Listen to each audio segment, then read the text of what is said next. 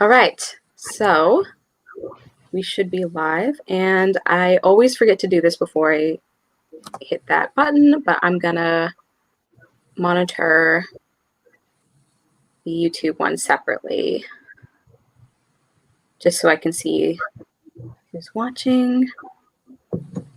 Let's see.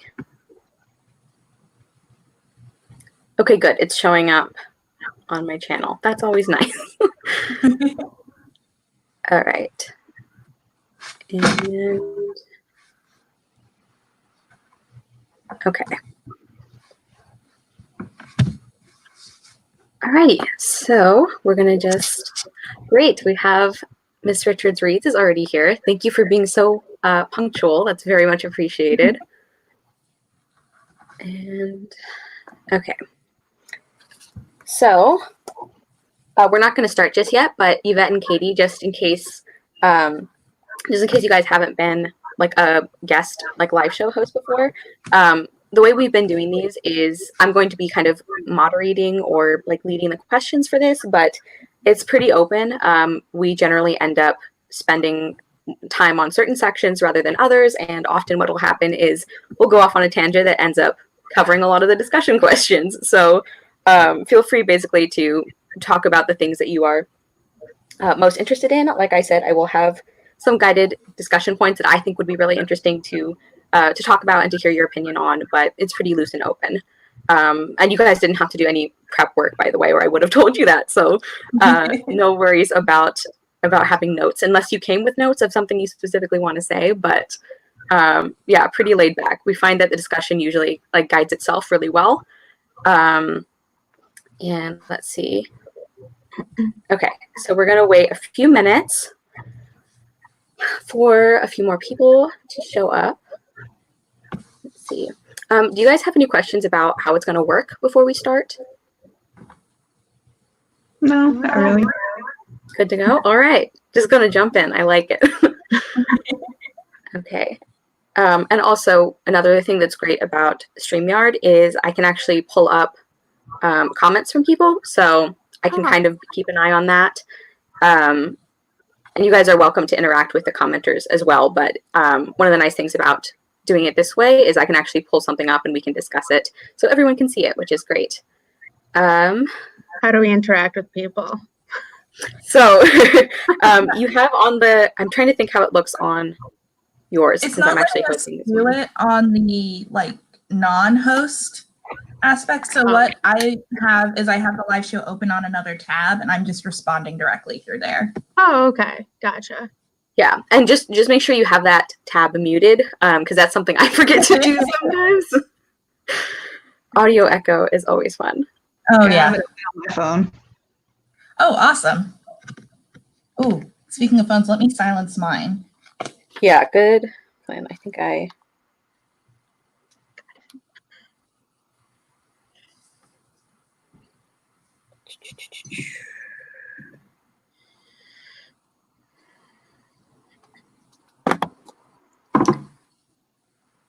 Okay.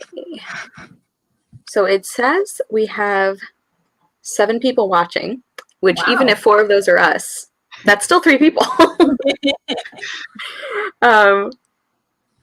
So Taylor, do you think we should go ahead and start the introductory part, or do you want to wait a couple minutes since you're kind of our chief co-host of Austen Anonymous? I would say we can go ahead and get started. Okay. So we're going to start with Katie and Yvette, our 2 wonderful co-hosts. If you guys want to introduce yourself, like I said, talk a little bit about your channel and what you normally read and content, and also if you have previous experience with Jane Austen, what that is.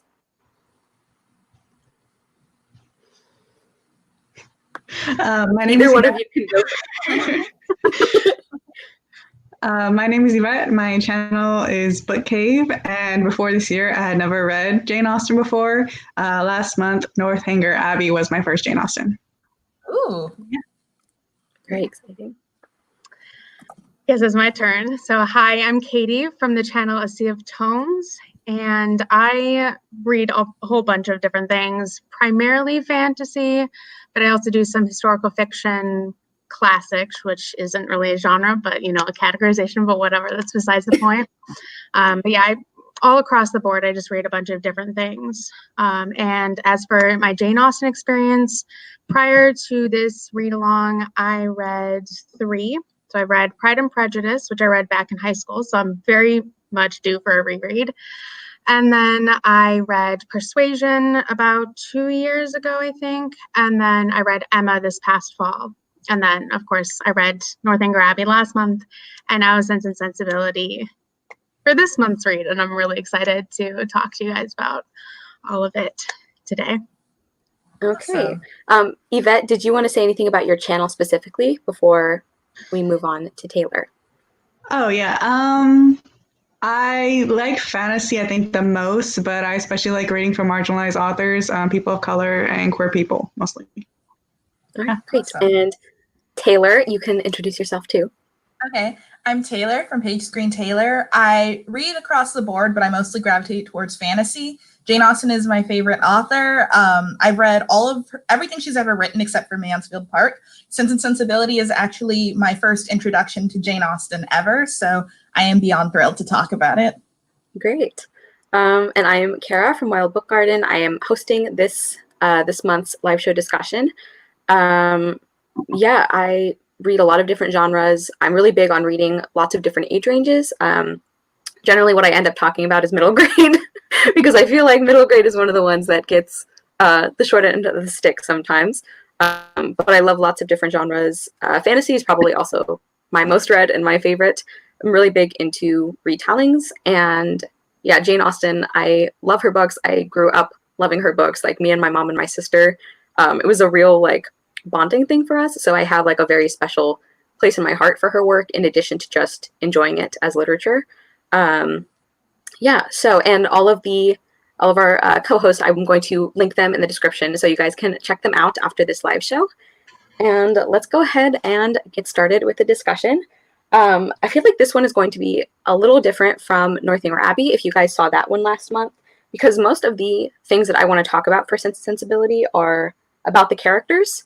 I feel like this is a very character-centric book, especially compared to Northanger Abbey.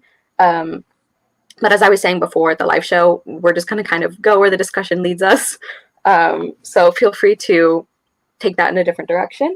But let's just start out with kind of, I think, what the most basic way to enter the book is. And let's talk about Eleanor and Marianne, our two, I would say, main characters. I feel like they split the book pretty evenly. Yeah, I'd just love to hear what your guys' impressions were on them, if you had a character that you preferred of the two of them, or basically any thoughts about them as protagonists. I can go first. Go ahead. We all ahead. I don't know if I liked one sister better than the other. I think overall I liked the relationship the best. I like that. I thought it was funny that Eleanor was constantly doing damage control for Marianne. Yeah. That's a great way of putting it. Yeah. No, I agree with that. I love their dynamic more than anybody separately. Because, they're kind of opposite sides of a different spectrum. So one is more sensible and looks at things more rationally, whereas one's more emotional and looks at things just from an emotional standpoint. So I like their balance between the two of them and just kind of how they interact across the board. Yeah. I see myself more in Marianne because I'm just more that way.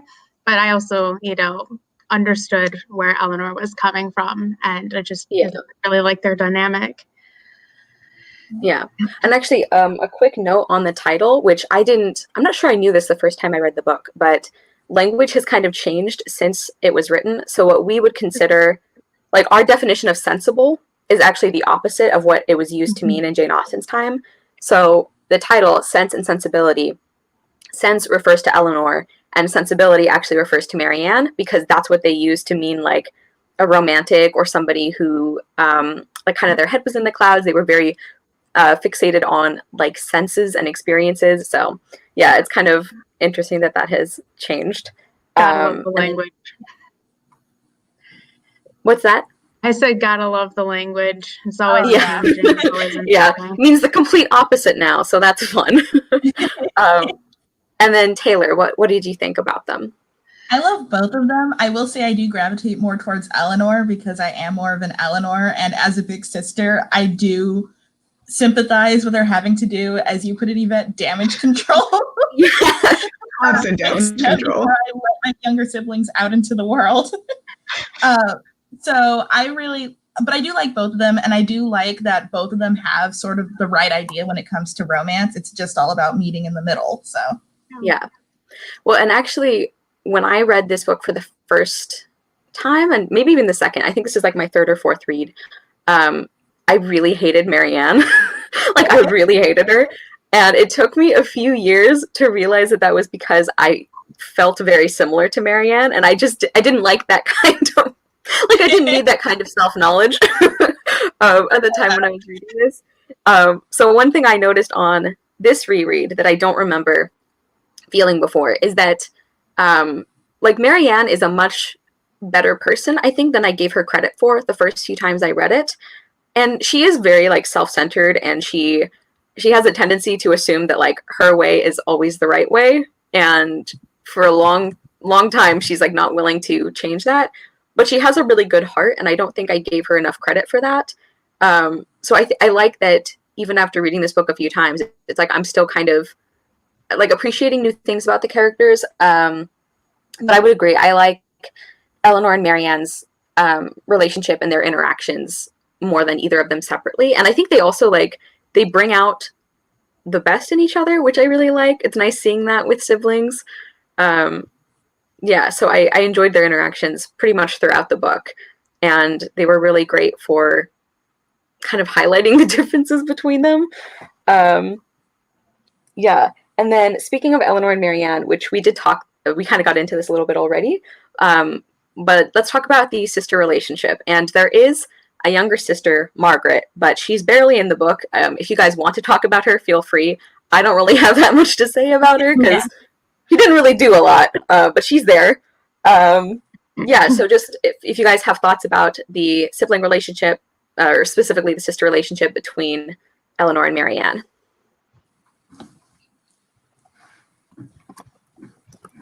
I think I was just, like, amazed at Eleanor's patience. yeah. Because, like, she never seems, like, to get resentful about having to always cover for Marianne or be like, oh, you know, she's feeling sick right now. Or, like, it all came from, like, a pure place of love. And I think that showed. Yeah. Yeah, she had amazing patience. She really did. Like, every time she had to cover for Marianne, I was like, I'd be like, listen, you need to act right or I'm going to tell mom. Yeah. Go ahead.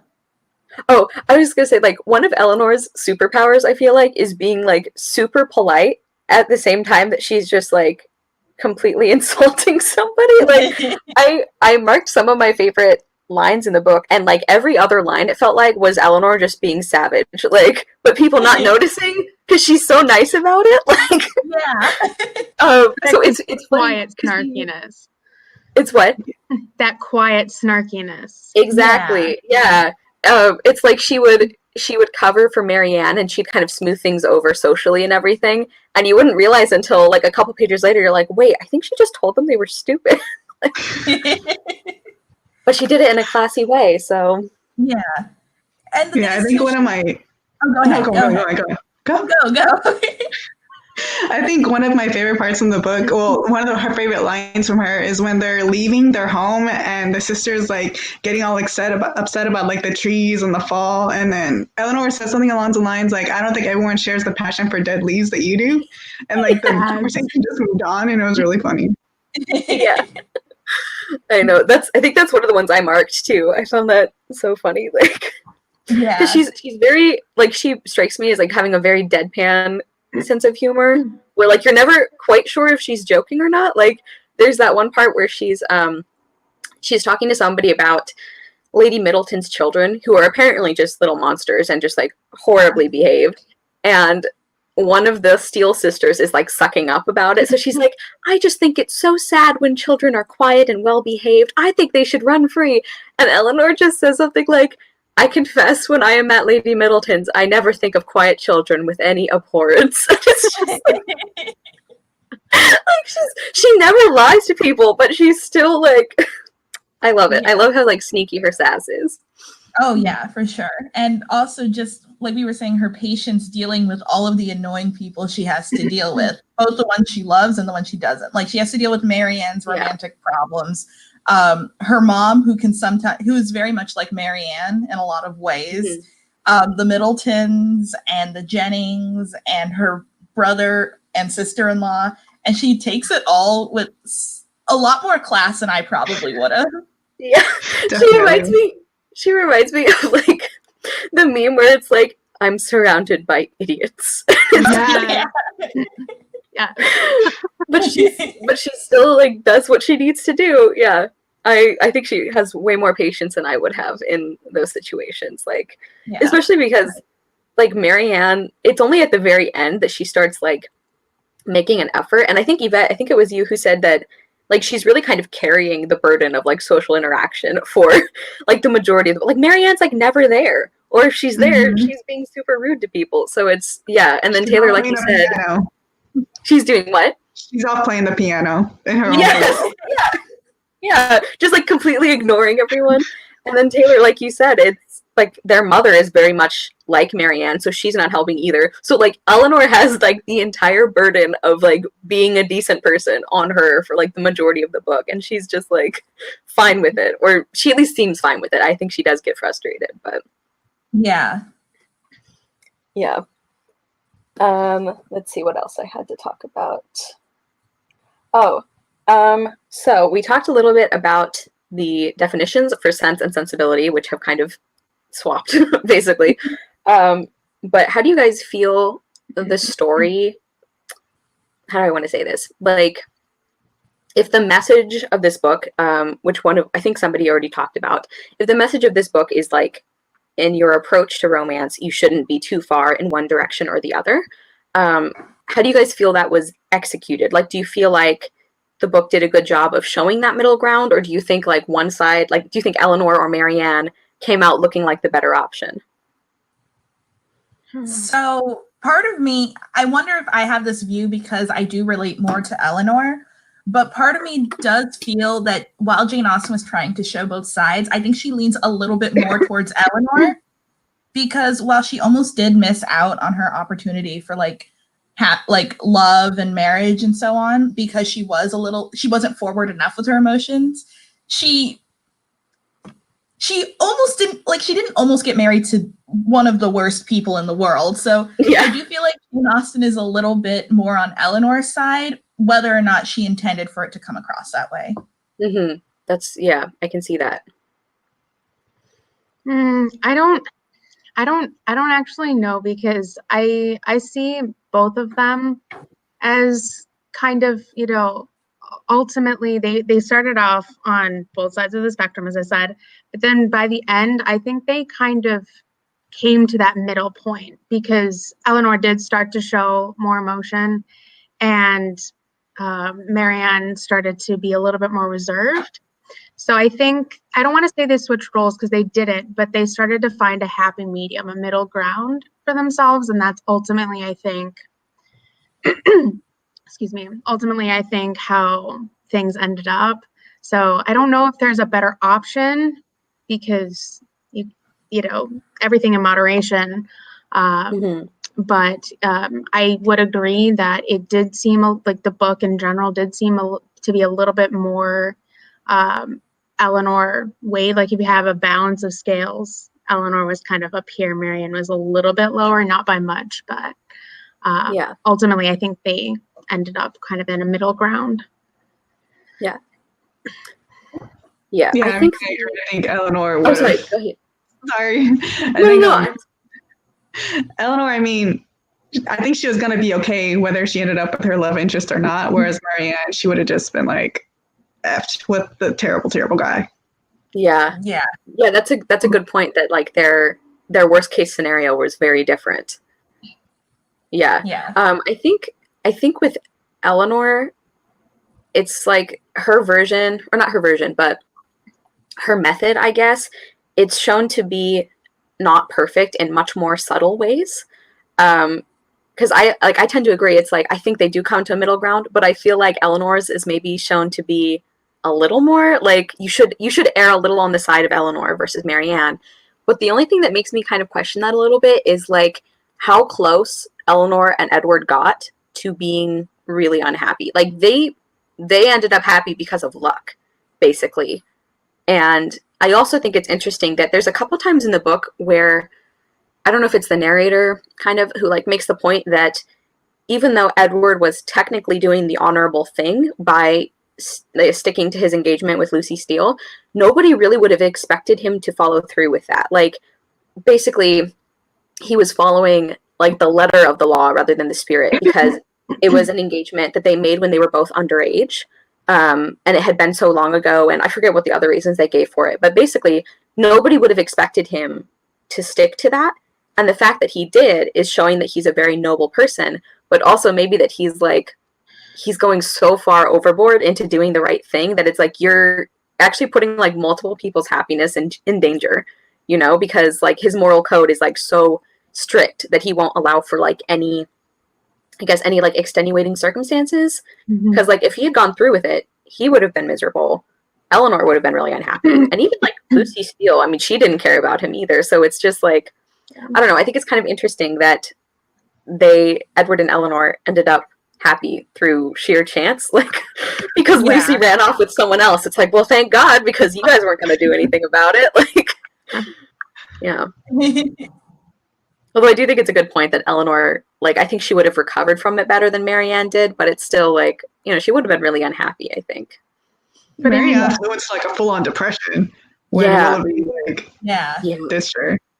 I mean, she was suffering internally, though. She was kind of holding it inside, which ultimately it would have ended up exploding out of her body at some point or another. So, I mean, they had different coping mechanisms. Whether one was more healthy than the other could be argued. But I think, you know, I don't know. I think that ultimately, like, while you guys are making the point that Eleanor would have recovered, I think it would have taken her a bit longer than we think, because bottling up your emotions and not having anyone to talk to about, like, having also just keeping that secret that she had with Lucy about their secret engagement, like it really started to eat her up inside after a while. So I mean, she was more emotional than we give her credit for. Just definitely. I think like the internal consequences would be about the same. I think the external consequences that are a little bit more vast. Like Eleanor is still pretty young in the book. She can still get married eventually. Marianne had, you know, married Willoughby. She would have had to deal with the consequences of his prior actions. So like the and Katie. Oh, sorry. Go ahead. No. I'm sorry. Oh no, I was just going to repeat what I said earlier. Go ahead. Well, Katie, you mentioned, I think you said like coping mechanisms, and it's like, it's a good word for it because, like Marianne obviously went about things in a really bad way. And the book even says that she like deliberately made herself more sad because she thought that was like what a romantic person should do, is just be like completely devastated and useless while they're upset. But Eleanor's method of like just never show a single feeling is arguably also not a good way to go through life. Like, I mean, even looking at it in like the short-term consequences, like her family thought she didn't care about anything that happened. You know, like Marianne for a long time, she's like, well, you obviously aren't that sad about Edward like marrying Lucy Steele. And it's like Eleanor was devastated. She just didn't feel like she could show it. So it's like, I mean, I think there were bad things that came of Eleanor's method too, even though it's generally like it looks like a more positive way to handle it. But I think it comes back to that happy medium thing of like, sometimes you should tell people you're upset. Yeah. And let's see. Okay, and then, so speaking of the romance, like the romantic relationships, I think from what I remember, this is the only novel of Jane Austen's that has the main romantic relationships happen very early on. and then the rest of the book is like the fallout from that. And then obviously Marianne and Willoughby is not like the final relationship, but it is the one that takes the most time. So Marianne and Willoughby and Edward and Eleanor, those both happen at the very beginning of the book, really. Actually, I think Edward and Eleanor, it's like within the first few chapters. And then the rest of the book is just seeing how those things are going to work out, like if they're going to work out. So I just wondered if you guys had any like feelings about that. Like if you think that was effective or like how that affected your experience with the book.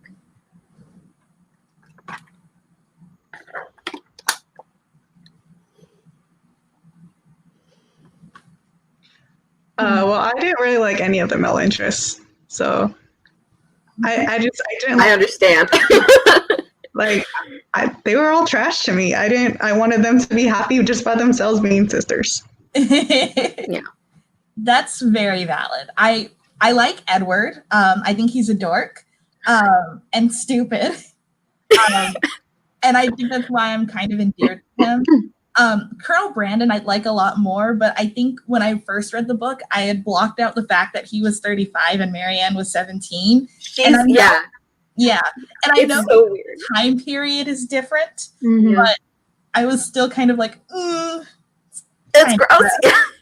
Yeah.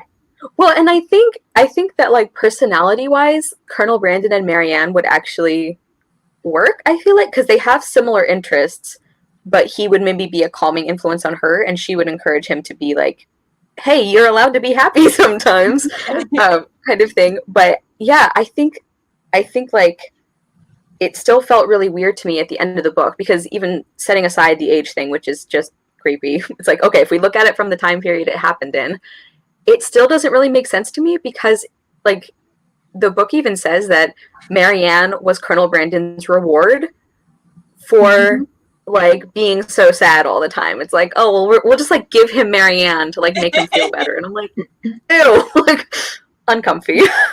Well, yeah, the book kind of wrapped up that relationship really quickly. It was just kind of an afterthought. And it was like, oh, okay, that's fine. Yeah. Whereas Edward and Eleanor was a little bit more fleshed out, just a tiny bit. But yeah, and they one felt more like equals. yeah, the one I really hate is Willoughby. Can we please? We can just light we him can on talk about fire him or now. something? Like, Yeah. the trashiest of men. He's the worst. I hate him. Yeah, let's just talk about Willoughby now, because I think we all have. It seems like we all have strong feelings about him. I know people like him, and I want to like them on fire too. Yeah, there's like a few. I know. Why? I like, for me, he's my, like, I think he's the worst of the Austen villains. Oh, for sure. Yeah. Like, he is dumb. Mhm. Yeah, and also, can we talk about his like half-assed apology where he shows up? And I was surprised like, Eleanor forgave him so quickly. I was like, yeah, or that she was like swayed a little bit by how like penitent he seemed, and I'm like, he's an awful human being. I don't And care he shows if you up. pity him. What's that? I don't care if you pity him. Please do Yeah. not excuse his actions. I don't care how handsome and charming he looked when he was talking. Like, it doesn't matter. And like, He's the worst. even when he was apologizing, it was all about like how he felt about Marianne and how like, no, I was really in love with her. Like at the beginning I wasn't, but then I really loved her. And I'm like, what about Eliza? Like, you you seduced a 15-year-old girl, got her pregnant, abandoned her, and you're like, but I really love your sister, so it's fine, don't worry about it. And he even said, like, he basically was like, she was so stupid that it wasn't my fault.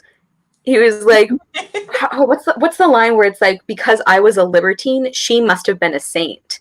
Mhm. Like, he's saying, like, oh, just because I was a bad person, it means she must have been, like, completely in the right. And I'm like, she was a 15-year-old girl who you seduced and abandoned. Like, you're in the wrong here. Yeah, I hate Willoughby.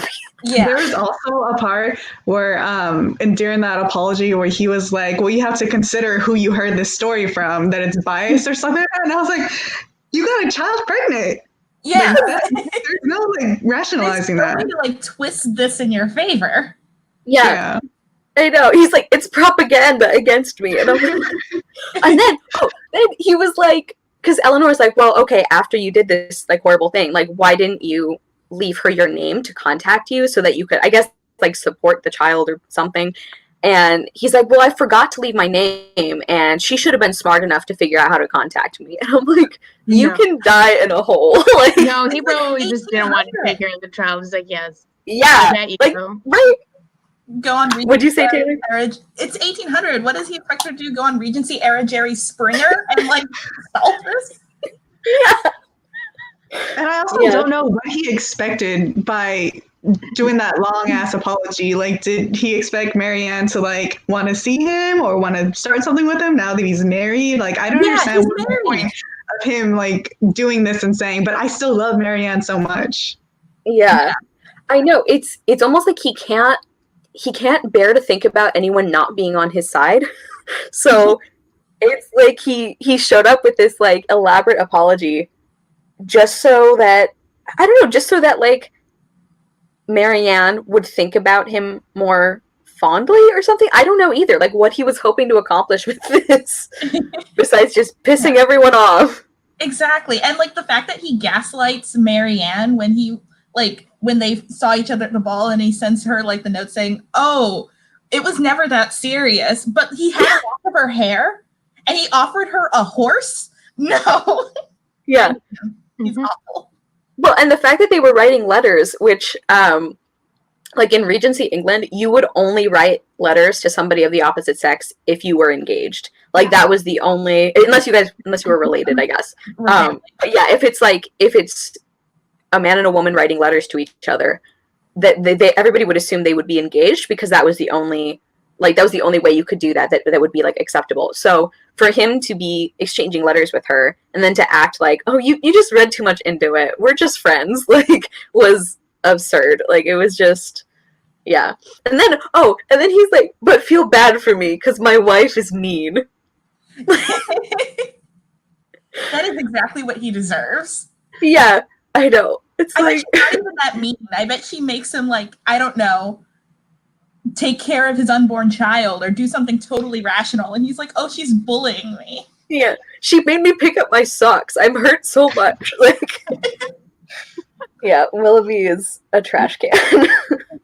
And then like in the end, like the epilogue, they talked about how he wasn't miserable, like he was still okay and like doing whatever he wanted. He just wasn't with the person like he loved the most. Yeah. Yeah. Awful. Oh, okay. Sarah was Sorry, the video. Yeah, the video She keeps freezing. stopped. Oh, Like, Kara, come back. You keep freezing. oh no. My you internet seem says it's fine. You seem to be fine now. You seem to be fine now. You're Okay. back. But you have periods sometimes where you freeze and then Okay, I'll try to keep an eye on it. But like the internet says it's fine. It's, I don't know what you want me to do, computer. So, oh yeah, the epilogue. Yeah, and it was saying like it would have been more romantic if he had never been happy again, and he just like wasted away because he couldn't marry Marianne. But he was happy sometimes because he like went hunting and he had dogs, and it's like, yeah. Horrible. And I do Let's see. kind of think that they are the relationship we stick with the most because, and maybe it's because a lot of my impressions of Sense and Sensibility are based off of the movies, and it's been a long time since I've reread the book. But Eleanor and Edward don't actually get a lot of time together. Mhm. Yeah. They met and they liked each other. They thought they just really liked each other and they were in love. And with Colonel Brandon, he has a little more time with Marianne, or at least a little more time to brood over her. But Marianne and Willoughby's relationship takes up like what, a third of the book or something? Yeah. I know. And then I remember when I read Sense and Sensibility for the first time, I was like, why should I be invested in Edward and Eleanor? Like, they've barely interacted. And it wasn't until they had the like super awkward conversation where it's like him, Eleanor, and Lucy Steele all just like in a room and silent and uncomfortable. It wasn't until that part where I'm like, okay, I buy it now. Like, you guys are so uncomfortable that you must be interested in each other. Yeah. Oh, and then Gretchen had a really good point. She said, that she really liked that Colonel Brandon stepped up with Eliza and her daughter. Like, he didn't have to do that. And yeah, I actually really liked Colonel Brandon as a character. I think most of my issues were him marrying a 16-year-old girl, like, or even just like not having enough time at the end to make me feel it. Like, it kind of felt like she did it out of like obligation or them so much, and it's America. Yeah. So yeah, that was my big sticking point for me, because I feel like Marianne didn't get the ending that she wanted. Like, I wouldn't have been okay with it, but like I would have been more okay with it if she had chosen Brandon over Willoughby and like had a decision to make and it was her choice. But at the end it seemed more like, okay, well, I'm 19 now and you're still here, so let's get married. right. Yeah. And especially the way other characters kind of described it as like, let's award Colonel Brandon Marianne for being such a good guy. Like, icky. Yeah, like, I mean, yes. Right, like, yeah, I know. I think I actually just watched the 3-episode miniseries last night, because I normally end up watching the movie, which I love. But That's the what miniseries, I watched a couple of days ago. yeah, the miniseries is really, really good too. And one of the things I really like about it is that you actually see Marianne and Colonel Brandon having scenes together at the end, so that, like, Eleanor even tells her in the miniseries, like, don't marry him out of gratitude. And Marianne's like, I'm not. Like, I actually really love him. And I feel like the miniseries did a better job of that, and the movie did a better job of that than the book. Like, because it actually feels like her decision. Yeah. I mean, plus, like, with the cast, you have actors who are definitely not 16, so that helps, like, it look less creepy, but... Yeah. I think when I watched the movie, I mentally aged Marianne up to, like, 19, which is still gross, but it's like, well, it could be worse. Yeah. Yeah. Oh, Kara's frozen again. Oh, no. So while Kara's frozen... Oh, wait, no, she's... she moved. No. no, she just moved. Oh, no, Kara. Kara, come back. But here, let me drop a message in the chat and let her know. Your guys are frozen too.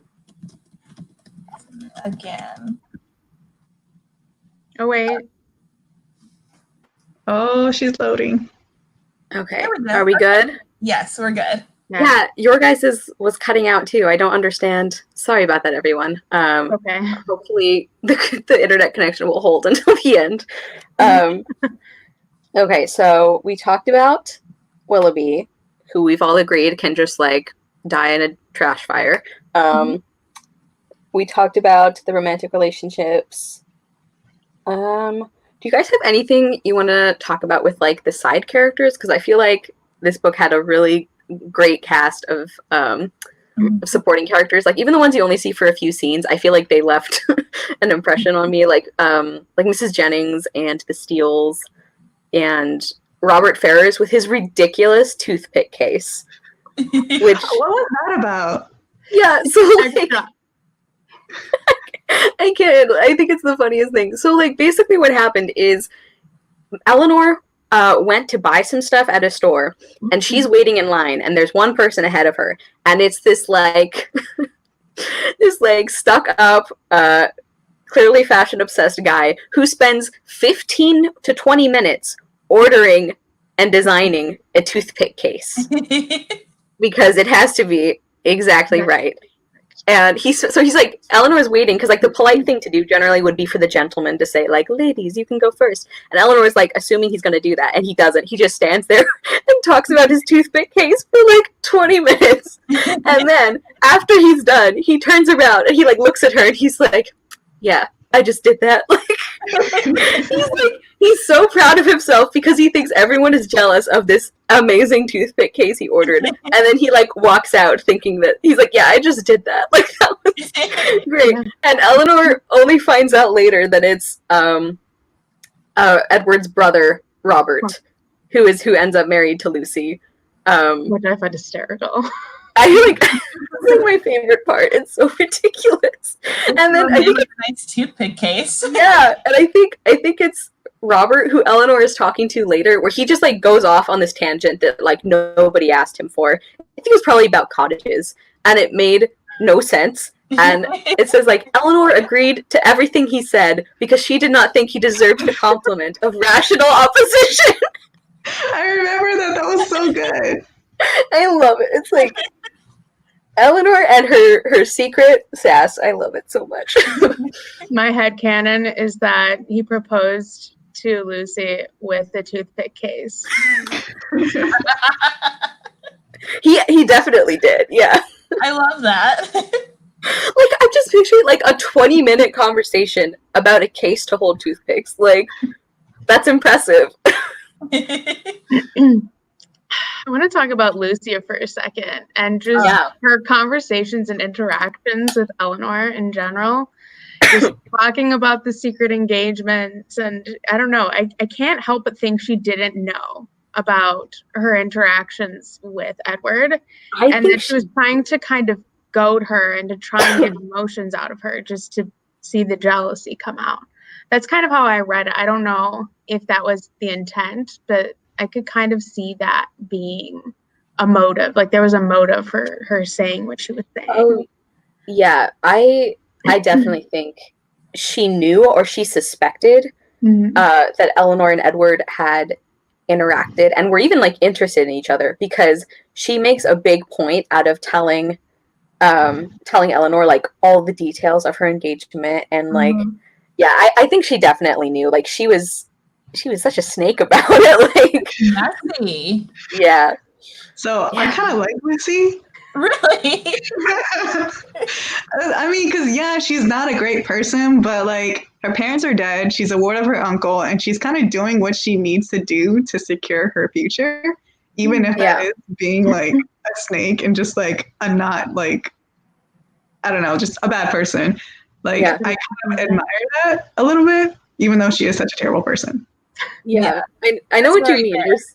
There's like those Jane Austen characters who, like, I feel like this about Lady Susan, where it's like she's an awful human being, but you're like, I kind of admire your hustle, because like what were your other options here? Like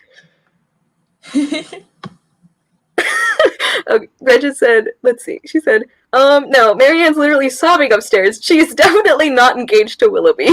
Yeah. Yeah, it was exactly, like everybody knew, or assumed. And she also, secret keeping in this book was insane. Everyone had secrets. Yes. Yeah. Gretchen also said she doesn't like Mrs. Jennings because of her, the way she handled Marianne and Willoughby. Yeah, I'd be interested to hear how you guys feel about Mrs. Jennings. I kind of go back and forth on her, so I'd love to know what you thought. She has good moments and bad moments. Yeah, I think she's one of those people that's really well-meaning, but like really annoying. Like I don't think she does anything out of malice. It's just she's so annoying. She's so nosy and gossipy. Yeah. Well, and it's like, I think you have a good point, because she does mean well, but like how much does that count for when your actions like lead to a lot of unhappiness? Like, I mean, if she hadn't teased Marianne so much about Willoughby, or Eleanor so much about Edward, or Colonel Brandon later, she thinks, it's like I feel like things would have worked out maybe sooner if she just like had not interfered. But like when Marianne gets really sick, I think she does show that her heart is in the right place. Like she's not, I don't know, she doesn't always show it in the best way, but she does like occasionally, like she does like genuinely care about the girls, I guess is what it comes down to. But yeah, she needs some pointers on like how to go about that. But like the part where like Marianne is like clearly suffering from a broken heart and like possibly depression. I don't know. She's miserable. And Mrs. Jennings is like, here, have this like special cheese, and like here's like this glass of wine that will cure heartbreak. And she just like leaves it there. And like as soon as she's out of the room, Eleanor's like, cures heartbreak. Like, what? I thought that part was funny. Yeah. Yeah. Any other supporting characters that left an impression on you guys? The Dashwoods' brother and sister-in-law can choke. They're really annoying. Yeah. Agreed. From the very beginning, it's just like, what's wrong with these people? Why are you so greedy? They have enough money to survive and be comfortable. Why are just throw a little money at your sisters? They're your sisters. Mhm. Yeah. Oh, but remember, they're half-blood. And that apparently doesn't count. Like, yeah, I think Jane Austen does a really good job at the the ordinary villains, like just like petty, nasty people, where it's like they're not like Willoughby, who is just like a horrible human being. They're just like very ordinary bad things, like cheating people out of their money, which is still a really bad thing, but it's like on a very small scale. And like the steals, it's like just being like casually catty and everything. Like I feel like she's really good at those like everyday villains where it's like we all know someone like Lucy Steele. Like yeah, we just do. exactly. And even like Willoughby himself, like I like trash TV, so I have seen a lot of Jerry Springer. But there are people out there who are like Willoughby, and I think that's what I love about Jane Austen is that you can find these people in the real world. The times have changed, and sometimes the circumstances have changed, but the people at their core are still the same. Mhm. Yep, I agree. So why was Mr. Palmer such a dick? Like, I don't understand why he was so rude all the time. Yeah. I thought in the book it was like to make himself seem more elevated than he really was. Yeah. Yeah, I think I remember reading that part too, where it's like saying he wasn't actually like a bad guy, but he like wanted to come off as being better than everyone else, so he treated everyone badly, and I'm like, that makes you kind of a bad guy, but okay. Yeah, like a 19th century edgelord or something. Why was he so okay with it? Yeah, well, he was so mean to his wife too, like constantly. Like he's basically like calling her stupid to her face, and she's like, "Isn't that funny?" And I'm like, "No, he's awful." Yeah. Yeah. And I mean, Mr. Palmer did like two nice things in the whole book, and I'm like, you're still bad though. Yeah. Yeah, like he seemed like genuinely concerned when Marianne was sick, and I'm like, this is nice, but you could also treat your wife like an actual person. Yeah, it's like bare minimum.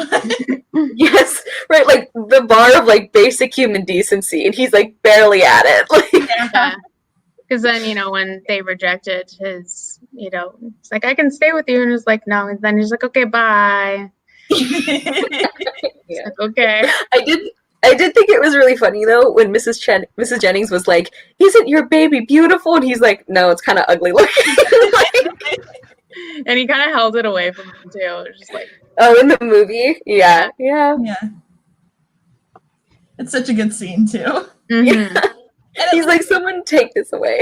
Yeah, and in the book, I think it makes, not in the book, in the movie version of Sense and Sensibility, it makes a little more sense for Mr. Palmer to be like an ass to his wife because she's really, really annoying in the movie. But in this one, she's kind of like casually annoying, not like normal. Yeah, like not enough to warrant him being a grump all the time. Also, like he chose to marry her, so yeah, because she was hot.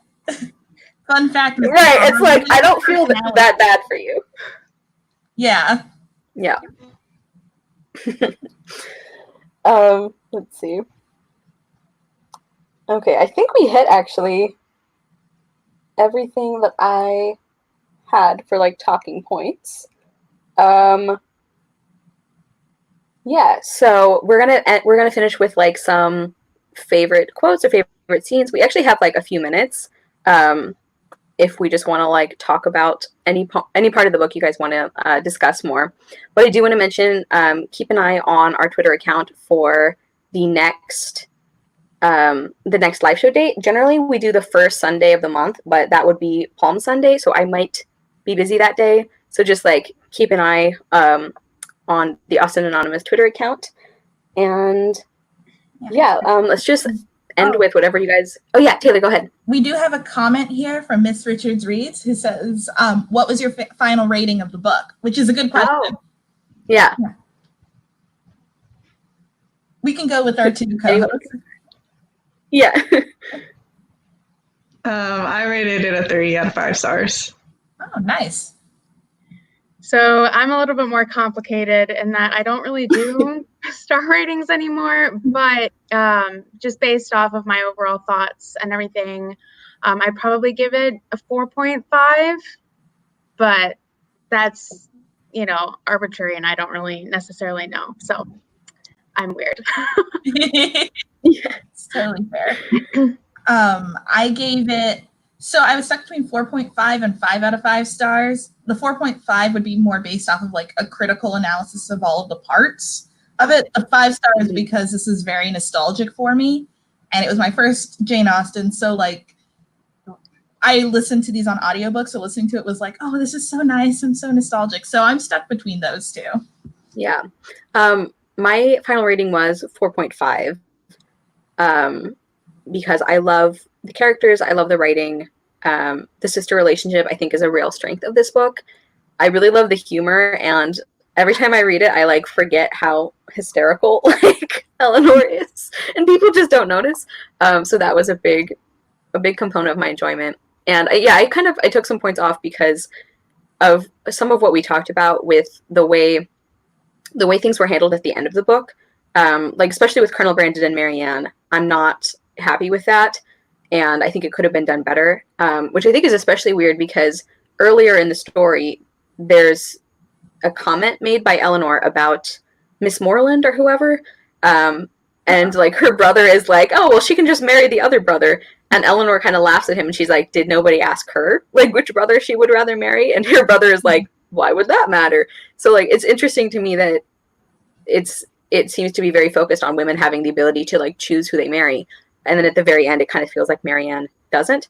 So that's like the main issue I had with it, because the other stuff is more like personal preference things that I like that I could have taken off points for, but it's like I think it's a really good book, and yeah, it's mainly that epilogue that kind of is not my favorite. So Yeah, let's see.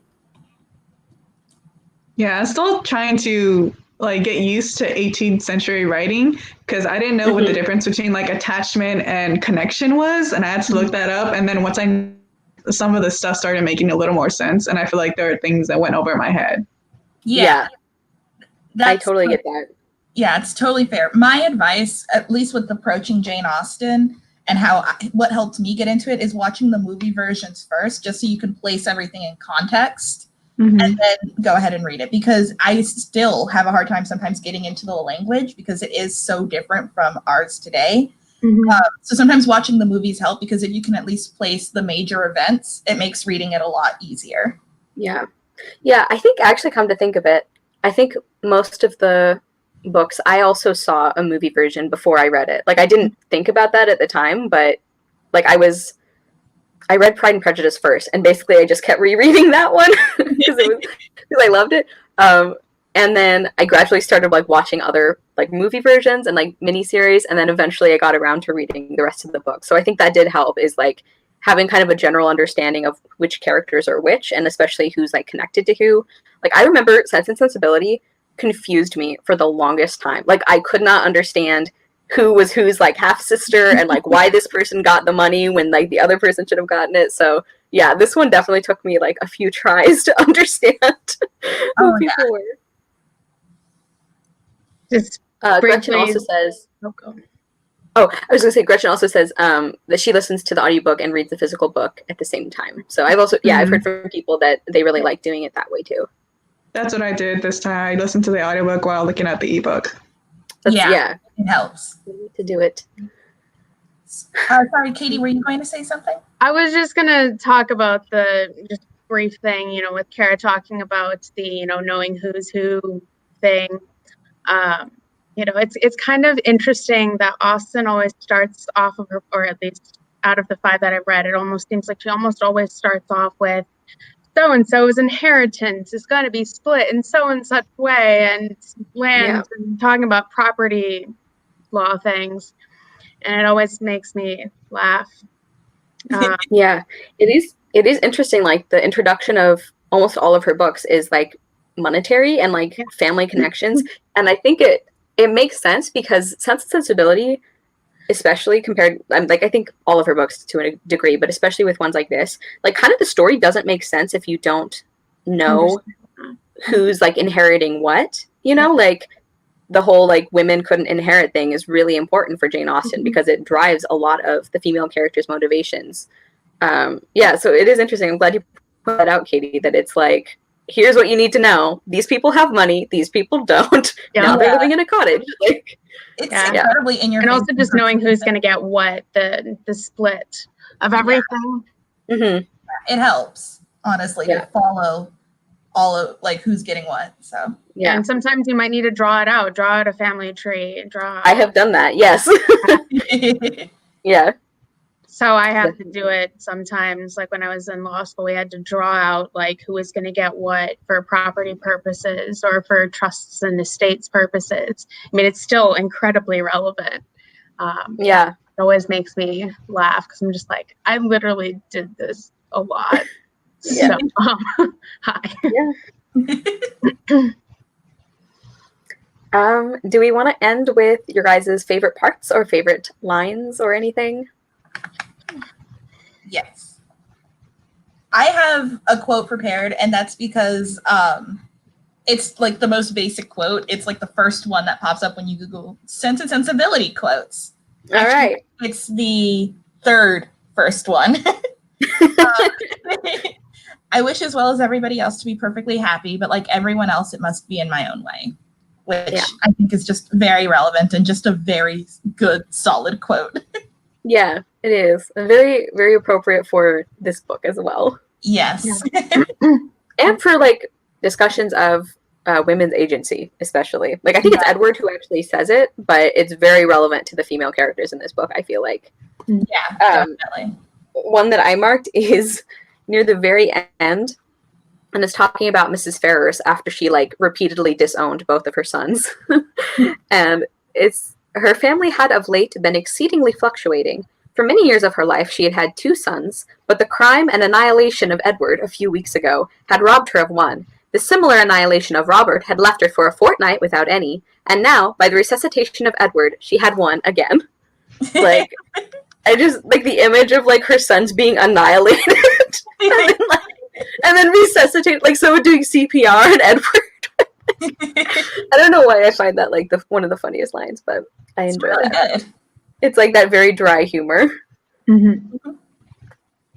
And, Gretchen shared the one that she really likes is Marianne, who had the knack of finding her way in every house to the library, however it might be avoided by the family in general, soon procured herself a book. That's a really good one. I really like that one too. Yeah. It helped me feel a kinship for Marianne, even when she was frustrating me. I'm like, you like books, you're doing something right. And then any other quotes or favorite scenes you want to share? I don't think I have any good quotes saved. That's fine. Or just like a favorite scene you want to talk about. I know not everyone, like I generally don't pull quotes when I read, but with Jane Austen I tend to. So yeah. So any like favorite character or favorite scene or anything you want to share? I honestly just find Jane Austen to be so quotable. So like, just in general, but when I just pulled up the Goodreads page and, one quote I like, I wouldn't say it's, like a favorite or anything, but I still like it is, it is not time or opportunity that is to determine intimacy. It is disposition alone. 7 years would be insufficient to make some people acquainted with each other, and 7 days are more than enough for others.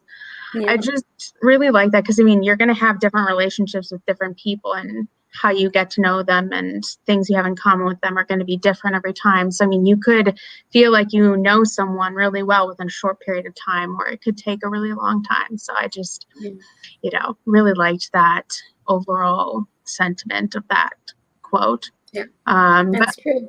Another scene I like, though, is just the discussions with of Shakespeare within Marianne's life, and just kind of her infatuation with people depending on how they read Shakespeare in that always makes me laugh.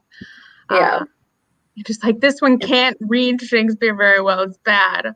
But this one is great, which is like half of her infatuation with Willoughby was because he could read Shakespeare well. That's how she screens people is like, how can you read Shakespeare? Okay, so I think, Yvette, unless you want to, do you have anything you want to like mention at the end? Or I don't think I have any like standouts, but I think the things I like the most were like the little bitty sentences, like someone will be going off and then Eleanor, she wouldn't say anything, but it'll be like Eleanor was silent. And that in by itself was like really funny. And I think it was like just those little moments that I like the best. Yeah, I think that's a good point. Like a lot of the funniest lines are like not really great quotes because it's just Eleanor reacting like to things. Yeah. Okay, so my computer battery is about to die, so we timed this perfectly. But thank you all so much for joining us. Thank you, Yvette and Katie, for being our wonderful guest hosts. I had so much fun talking about this book with you guys, and Taylor, of course, as well. And yeah, just keep an eye on the Austen Anonymous Twitter page, where we'll talk about the scheduling for the next one, depending on the schedules of our guest hosts as well. Yeah, and like I said, I will link all of these lovely people in the description, so please be sure to check them out afterwards. And I think that's everything, right? Taylor, did I forget anything? No, you right on point. All right. Thank you guys so much. Thank you for having us. Yes, I loved talking to you guys about it. Okay. And